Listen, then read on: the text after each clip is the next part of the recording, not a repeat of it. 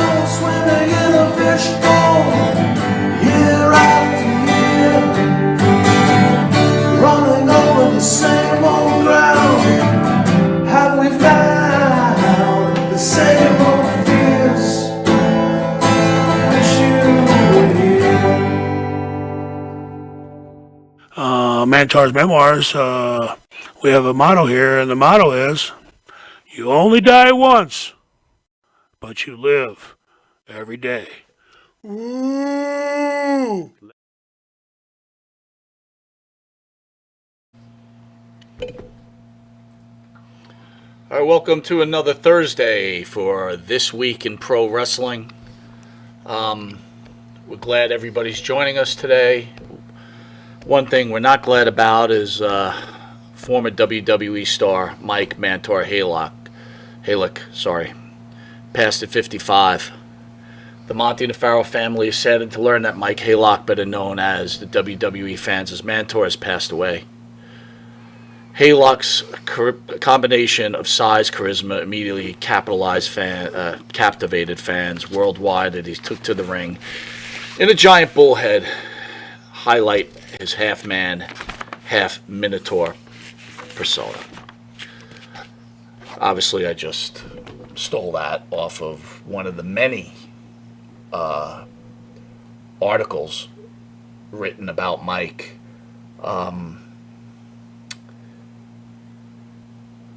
It was bittersweet because it was really great to see so many people paying homage to Mike, who we consider a personal friend, if anyone didn't know it. Mike had a podcast on our channel, and we've got some guests coming on. They're going to speak. Actually, one of them introduced me to Mike and Paul, PN News, because they were going to start a podcast together. Mm-hmm. And slowly, Mike and myself became very, very good friends. Mike shared a lot of things with me, as I did him. And last Thursday, well, 2 Thursdays ago, Mike came and visited the studio, went to Maine to vacation with his family, and felt it so important to drive 8 hours to come to the studio to see his friends Monty and the Pharaoh. He did a live Mantor's Memoirs with you, yep, which he enjoyed. Yep. And on Thursday, last Thursday, he did his final unfortunately, his final Mantar's memoir. On Monday, I got home from work. I uploaded the video from Thursday. I fell asleep. About 10:30, Mike wrote me. It was on Monday and said, Mike, I broke my back. I fell. I broke my back. I'm in such pain. I woke up about 11 o'clock, I guess, what it was. And I said, Mike, what happened? He's like, I'm in such pain. And I didn't want to call him. I said, look, once I get up, I'll check on you, and then I'll call you right after work. Sure. Right? Yeah. And I went to work, tried to reach, wrote him about 5 o'clock on Tuesday, p.m. after work. He didn't answer. I didn't think much of it. Right. Went about my day. In fact, I was walking my dog, and I called you, and we were just talking, and I had told you Mike had hurt himself. Yep. And you were like, yeah, it's not good. He has, he's had a bad back or whatever. Yep. Fell asleep, and then, unfortunately, I received, there was a couple of phone calls from Universal Talent Agency, Tim, and, a couple of calls. So I'm like, what is this about, Figured Tim was pissed at me about something, whatever. Right? Okay. I call him, and he's like, Mike Halick died. Needless to say, I didn't sleep the rest of the night. Nah. I reached out to you. Yeah, you early did. In the morning. It was after midnight. I says, well, I reached out to what's going ESO, on? who had a personal relationship with him. Uh-huh. I reached out to Benny Scala from Dan and Benny in the Ring, because Sure. he had a personal relationship with him. Sure. In the short time we knew Mike, a lot of us were touched by him. Yeah. Some people are capable of doing that, and he was. So, I've never been more happy that we're wearing shades right now, right. because this is just enough already. I don't know, man. It's just enough. Just enough. When we So young. I mean, 55. He was, like you said, he was just here. His daughter was awesome. His father was awesome. He was awesome. He was a positive guy for all his pain, But I was worried about his health because he had such a big frame. And I thought to myself, how can a man carry such a big frame for so long? So I was concerned about. We had talked earlier that day when I wasn't exactly rosy about, his health. I was like, man, it worries me because of his size and his health problems and his back. And when you told me he broke his back, I says, oh boy, it didn't look good, it didn't sound good, but I honestly wasn't expecting to hear that he was gone at all. I was just very concerned about his health, but I didn't think that this would happen. I can't even begin to imagine what his poor daughter was going through, or his father. And I'm really happy to be wearing sunglasses right now because I'm a mess. Just being honest. I went to Florida to go see Hulk Hogan a couple of months ago, whatever. And Mike's like, you coming down there? I'm like, yeah. Yeah. And I went down there. Now, look, I'm like 265, right? Right. I'm not a small human being, to say the least. No. And we've had many wrestlers here. I'm like, oh, I could have been a wrestler compared to my size against them. Sure. So I'm sitting at a bar at the hotel, and actually Benny came and met with us, right? And here comes Halick.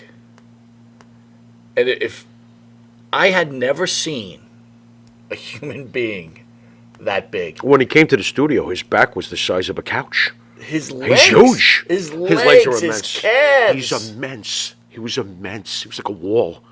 Really was. Especially from the back, his shoulders and everything. I was like, oh my God, this guy's monstrous. He's a big boy. The amazing thing about him was he did have a good outlook on. We sat and talked, I don't know how many hours. We talked all the time. We spoke all the time. And, there was a point where, he said to me, you're one of my closest friends, because we did share a lot of stuff. And in that short time, yeah. And I, seriously. like part of it, like, when you talk to these wrestlers about things, it's funny. It's not even funny, but how life can change you. And he literally, he tells a story about Scott Hall and Shawn Michaels. Yeah.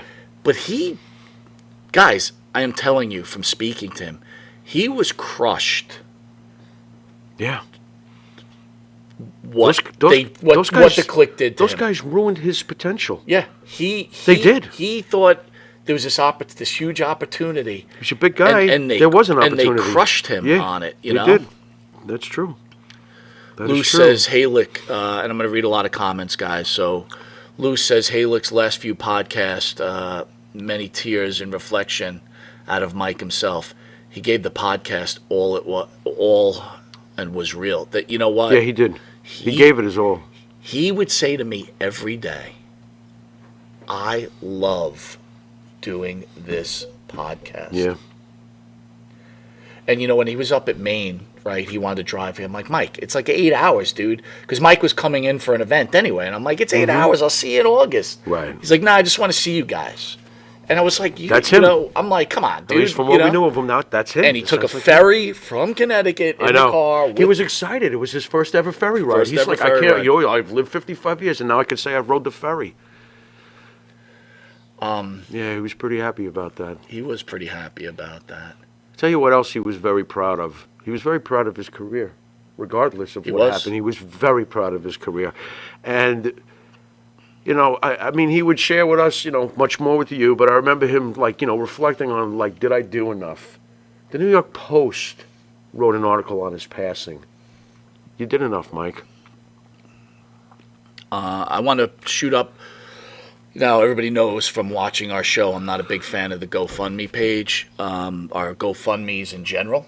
Correct. In this particular case, Yeah. You know, Mike is leaving behind his 83-year-old father, who he picked up from Nebraska to come live with him in Florida. Mm-hmm. You know, and his 13-year-old daughter. Yep. His father, who we met, just recently lost his wife, Mike's mother. Mm-hmm. So, guys, if you have any extra cash, if someone needs this, it would be the Halick family, for sure. You know, it's an 83-year-old man now. And I have no idea if Mike had life insurance. We never discussed that. Right. You know? Right. And, you know, why would I guess? Right, You know, of course. This was a shock to me. 83-year-old dad and a 13-year-old girl. Yeah. Daughter. That's... Jesus.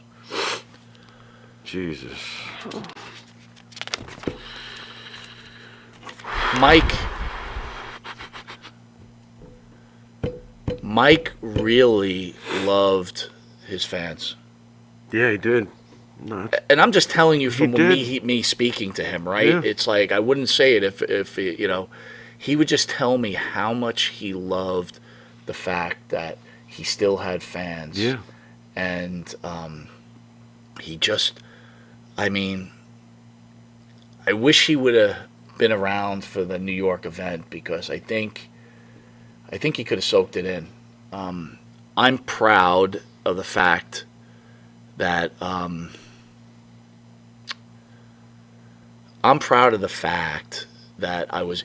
we were introduced to Mike Halick. I'm a better human being for knowing him, and I'll second that. Mike, people that were watching his podcast, it wasn't a click this. He was just getting it off the ground. Yeah. And he knew it was going to take time. Yeah. And, he didn't have as many wrestling stories, I'm assuming, as many people. Right? Because, again, look, he had a pretty decent career, right? He was in Europe and... Last night I was watching one of perhaps he wrestled him more than once, but a particular match with him and Razor Ramon, and I was actually kind of blown away by how much offense he got in that match. I mean, crap, he almost pinned him. I was like, wait a minute. I was like, I don't remember him being this effective, but he was. So that was a little bit of an eye-opener. I'm like, wait a minute. And he had Jim Cornette in his corner, no less. So he's beating the holy hell out of Razor Ramon in the match, and he's got Jim Cornette. I'm like, yeah. Yep. Carry out there means so much that you are sharing all this. Mike was one of my second cousins. Mike's mom was one of my dad's cousins. This has been really hard for me as you. Our condolences. My wife said to me, like, Mike, keep it short and sweet, right? Don't overdo it. Yeah. Right. And That's fine.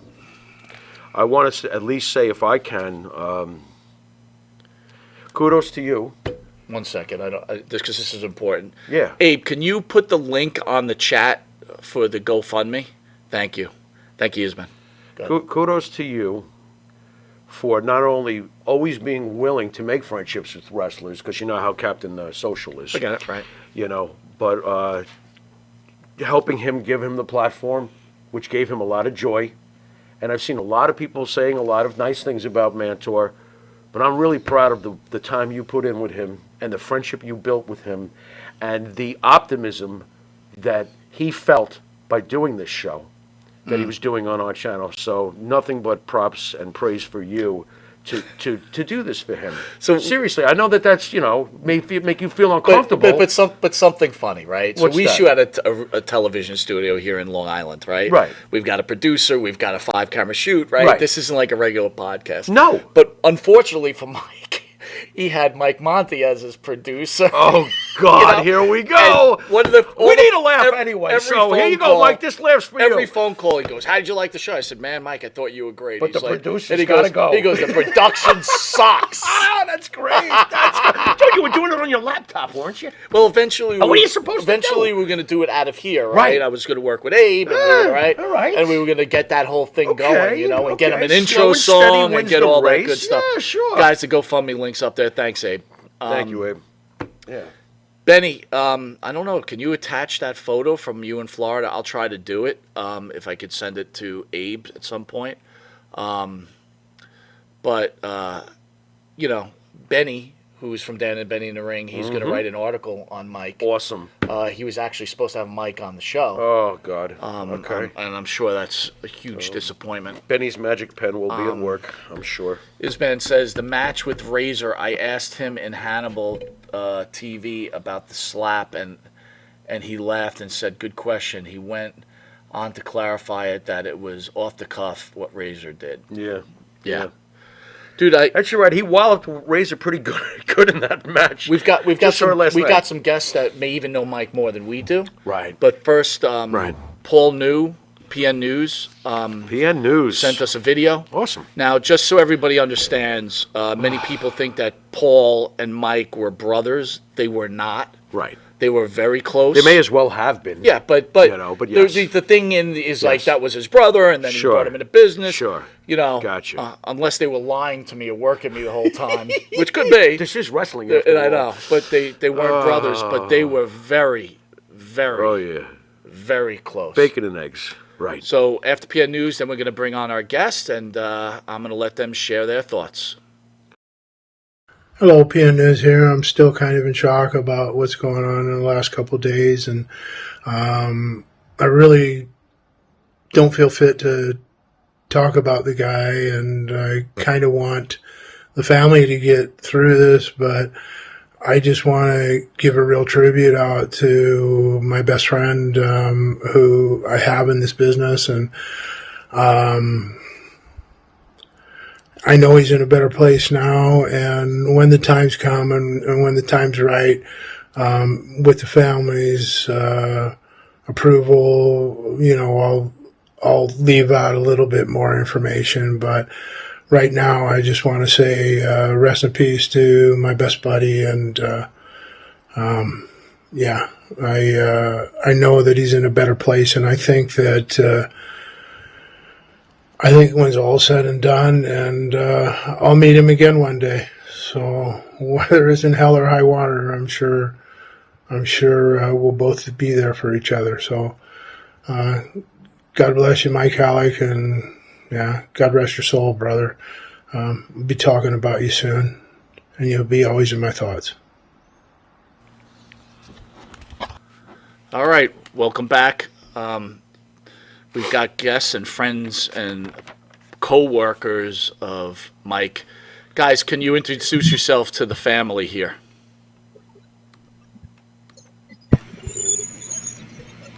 Guys? Hi, I'm Faustus McGreaves.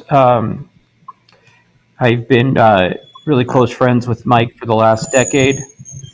And actually, I just finished making a documentary about him called The Mighty Mantar. Which, we were actually going to be out in LA in a few weeks from now at some premiere screening it. Can you tell us? Can you tell us about this documentary, if you don't mind? Yeah. Well, okay. So I'm a filmmaker. I don't usually make documentaries, but I became friends with Mike, and to be honest, I knew wrestling from the '80s. I was in my teen years in the '90s, and I didn't follow it as much. So I actually didn't know who Mantar was. And we were both acting on a film, and he was just, as you already were talking about, just this massive guy. And I remember we were doing a film that actually was about wrestling, and I walked in, and we had a scene together where I was fighting the heel, and he had to separate us. And at the time, I was about 275, and he pushes me to separate me, and I flew across that locker room, and I thought my collarbone was broken. And I was like, "Oh man, you've got to go lighter." And he wasn't even trying. He wasn't trying to hurt me. Wow. Such a strong guy. After we were done filming that, I figured out one way or the other. I figured out who he was. And I think because I wasn't a fanboy or anything, and he respected, he was just getting into films, so he respected my craft, and we could just talk on the level, and we just became great friends. And I remember thinking, here I am, not caring about wrestling, listening to his stories, and just being so fascinated by them. And I thought to myself, well, if a non-wrestling fan can sit here and listen to him for hours and be interested, then I think that's a good subject. I personally So I talked to Mike, bought him a steak dinner, and I'm sorry, go ahead. No, I said I personally know how excited he was about this documentary. He said it took almost 5 years to make, right? Yeah, well, we filmed it in 2019, and then COVID hit. And so we had to pause everything. And then really, I started putting some of it together, but there was a big pause. And he called me up and he said, listen, you MF, you got to finish this documentary. And literally that was in April. And so I dedicated the next month to just purely working on the documentary and finished it at the end of May. Did Mike get to see the finished product? He did. He did. He did, and he loved it. He did. Okay. Yeah. Excellent. So we have another guest on. So you want to introduce yourself to the Monty and the Family family? If you could hear us. Yeah, I'm Derek Young. I'm an indie filmmaker myself, and I met Mike a few years ago thanks to my buddy Tim Bill, and I was putting together a convention. And Tim said, "You need to get Mantar." I remembered the Mantar deal from when I was a teenager, so I said, "Sure, man, that'd be great." So I met Mike, and we were talking amongst everything, and I had a film I wanted to do. So when he came down for the convention, I was like, "Hey, let's get you your first acting break."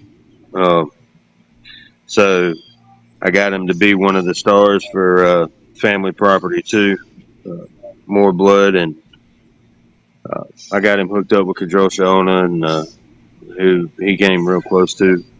I sat back and became friends with Mike throughout all of that, and it was hilarious just because I was a director and my name was Derek. The very thing he did was just start calling me Big D, and I could still hear him, "Hey, Big D, what's going on, man? Where we at?" So, it's crazy because Mike had one of the biggest hearts of anybody I've ever been able to meet. I know I went to New York just because he was going to be on the show. My whole family went, but I left my family to go with Mike to the wrestling show that he wanted to go to, and I don't think there's going to be a fond memory of anybody better than that one. We spent the entire trip on the bus to there, laughing, joking. I know there's going to be a lot of people that are going to wish they had those positive vibes Mike gave out every time he got on the phone, no matter how bad things were for him. He always tried to tell you how good things could be for you. And, I don't think there's a way to replace having a friend like him, you know? Wow, that's some incredible statements there. Incredible. Also, Tim Beal from Universal Talent Agency, he's on. Tim, can you hear me? Can you hear me? We can hear you. Real bad. He's struggling. Can you guys share your fondest memories of Mike Halick? I can't hear a fucking thing. Can you guys hear me? I got a really good one. So we during the filming, it was great. I told Mike, I said, "Hey man, look, you're going to be this mean bully father who just pretty much beats the crap out of everybody and anybody, including your own son." And he was like, "Man, that sounds like it's going to be fun." And then after he met everybody, everybody looked at me and said, "He's too nice a guy to be this mean guy, isn't he?" I was like, "Well, let's wait till we say action." Yeah. So soon as we called action, we're doing this fight scene. As soon as we call action, his face changed. Every bit of his demeanor changed. He came in the door, bumped dude with his shoulder. And the actual security guard at the place, he wasn't told that we were filming, and he was just coming in on shift.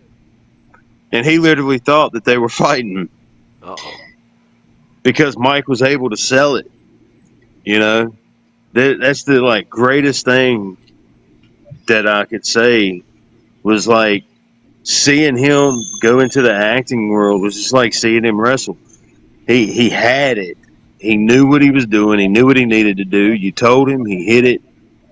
But it was funny because we're doing this scene, and here are the security guards thinking somebody's really fighting, getting ready to call the cops and shit. But had to, stop that real fast. Then we go into the next day where he's with the person playing his son, and we got dude chained up, and he's supposed to be having him there, just tormenting him.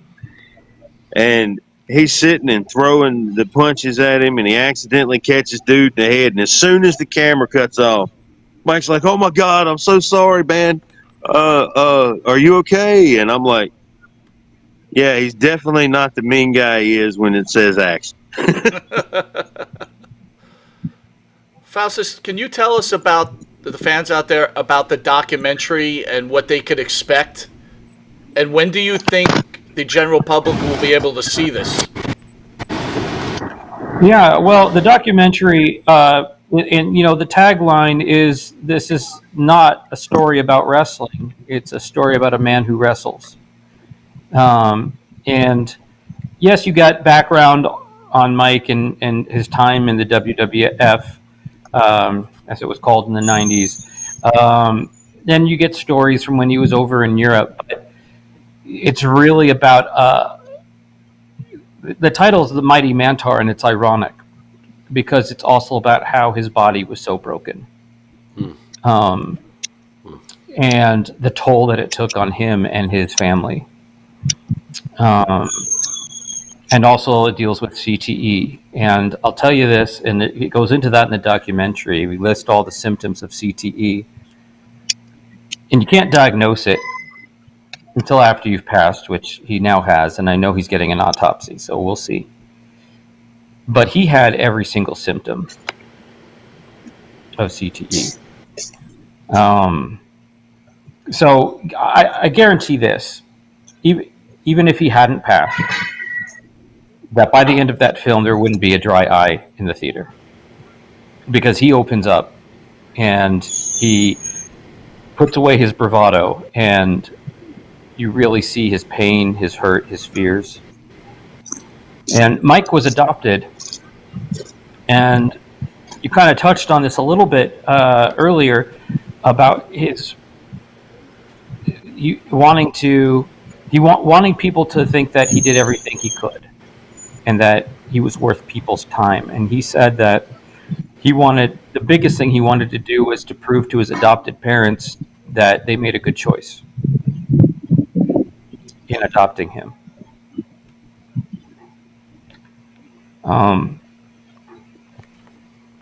I still can't even believe this.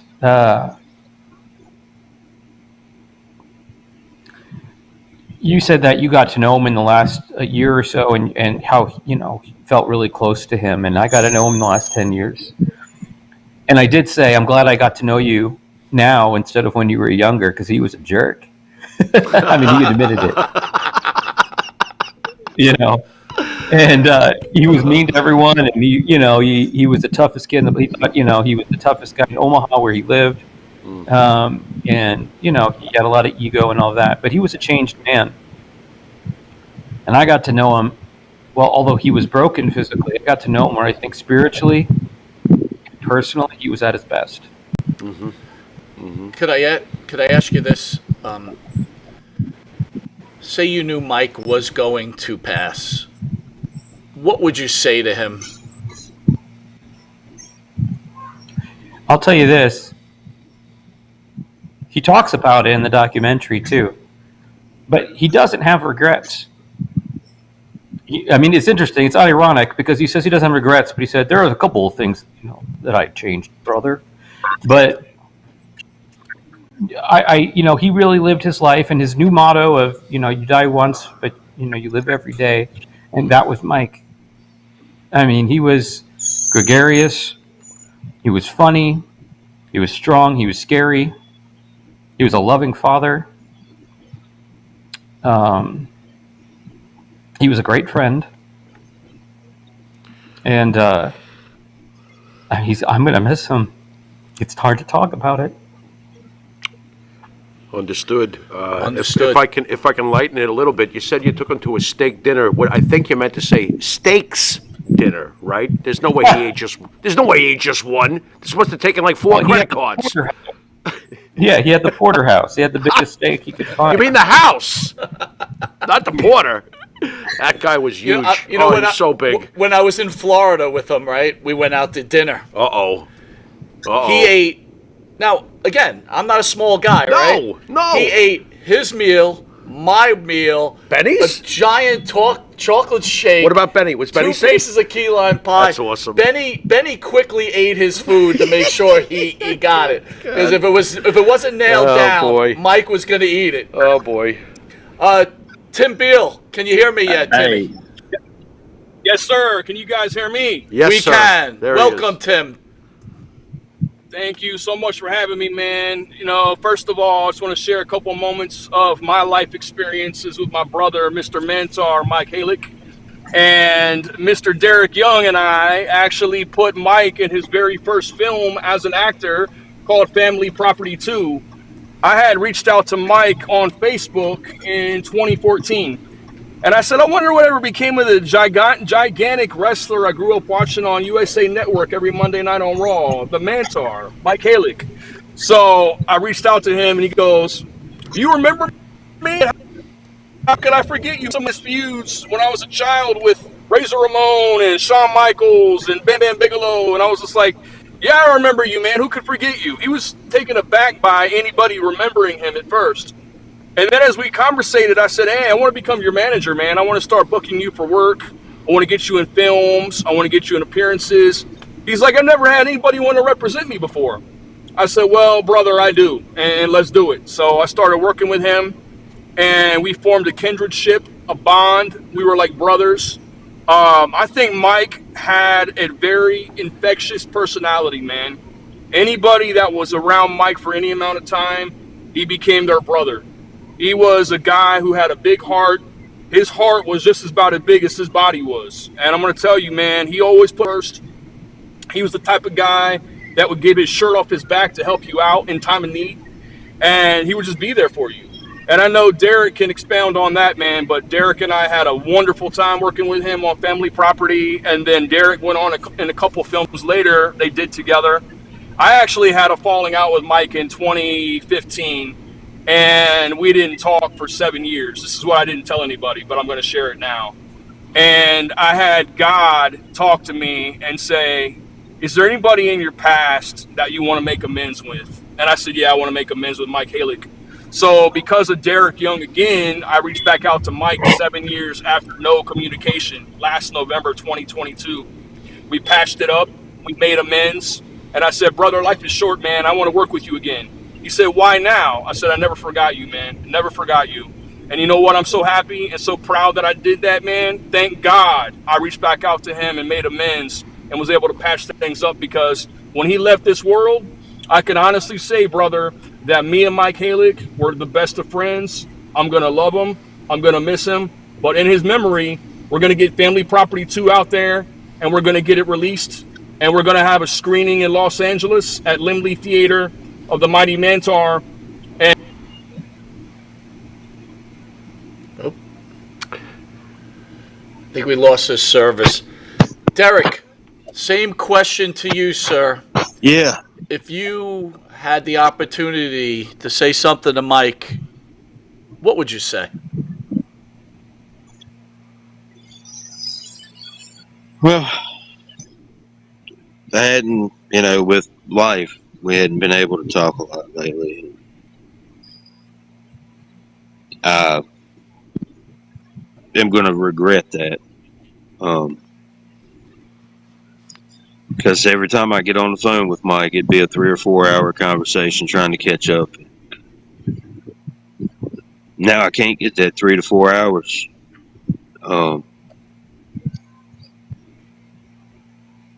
I hate the fact that I've been battling to get this movie finished for so long. Going through a depression, I kind of put stuff off. I really hate that he's not going to be able to be there for when we finally show the world what he was able to do.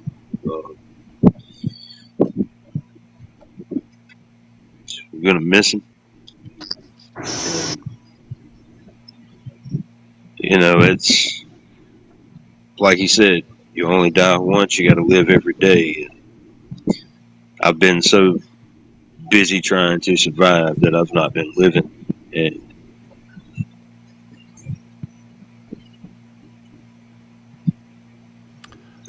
well, that's something we all. He's going to be the reason that I changed the way I do things. There you go. So, there you go. There you go. That's how you can memorialize someone. I'm just going to miss him. All right, guys. Want to thank you for joining us. You're such a big part of Mike's life. Festus, any last things to say? Where can we see the documentary? When do you expect us to get this opportunity? Well, I know there's going to be a screening. I think Tim was trying to talk about it there, but there's going to be a screening in LA. Right now, we're in negotiations with a couple of streaming services, trying to decide where it's going to officially land. But it's coming. It's coming soon, and there's going to be a free screening in Omaha, Nebraska. Nice. Okay. And we're accepting donations. No one's going to get any money for it except for Mike's family to help with Excellent. their needs for the funeral and beyond that. If we can raise, at least offset some of those costs.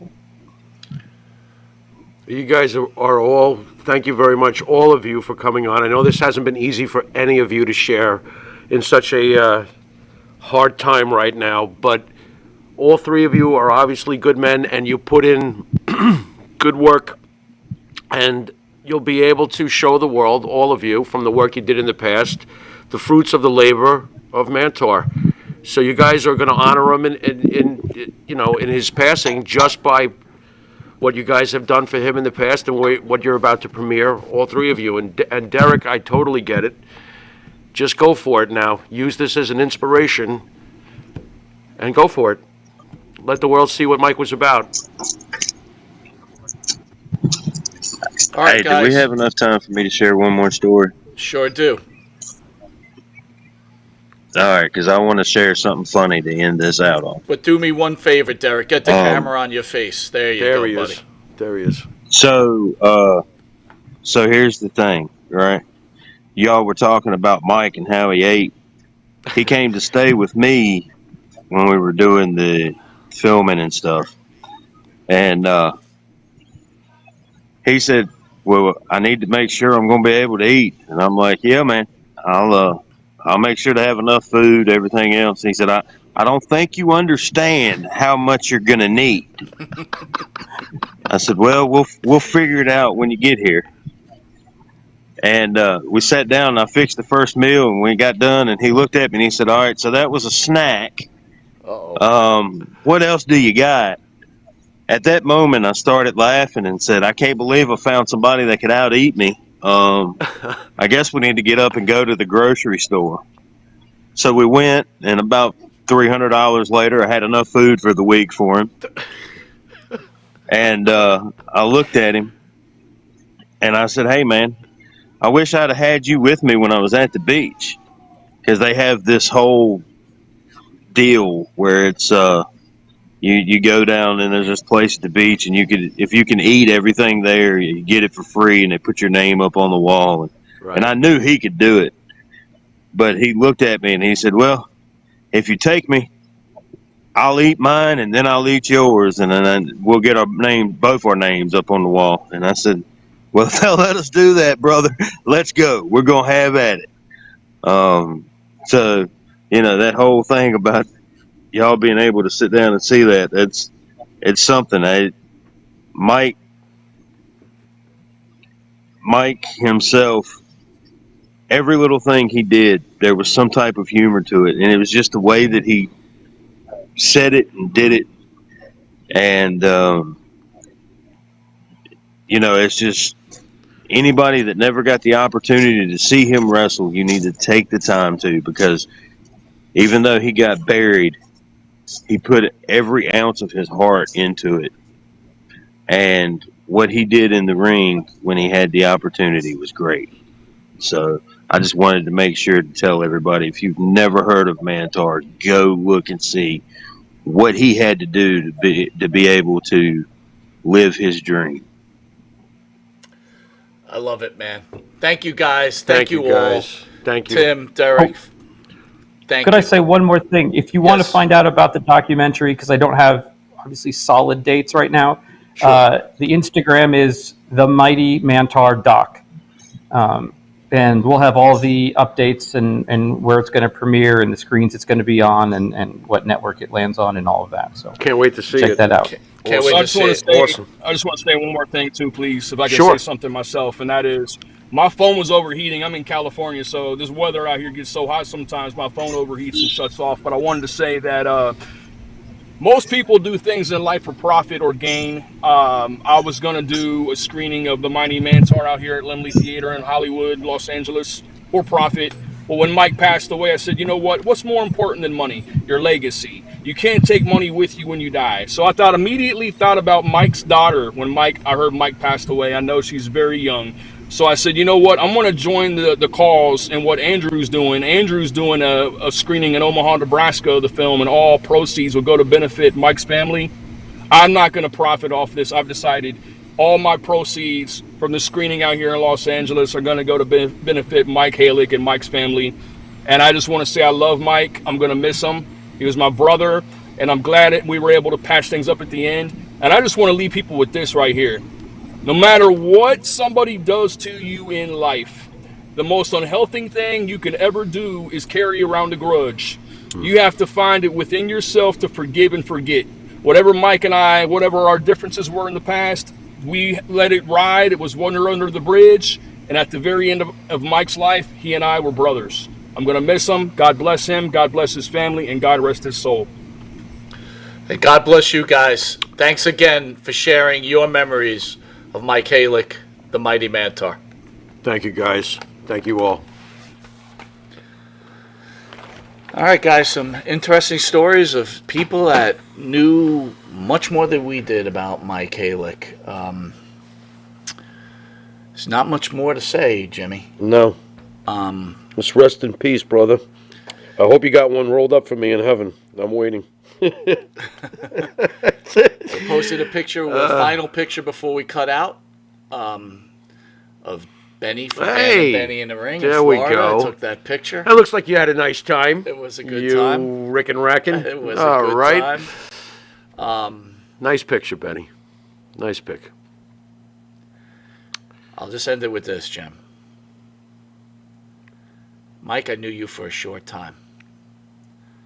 But in that short time, you brought me on a roller coaster. You made me realize how strong the human spirit can be. And you changed my life forever. Thank you, Mike Halick, for being part of my life.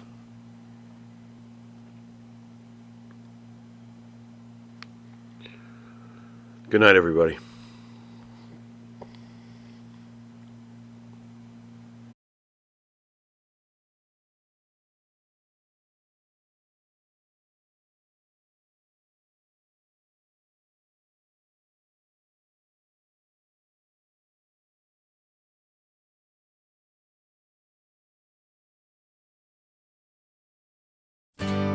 This life is tearing me apart.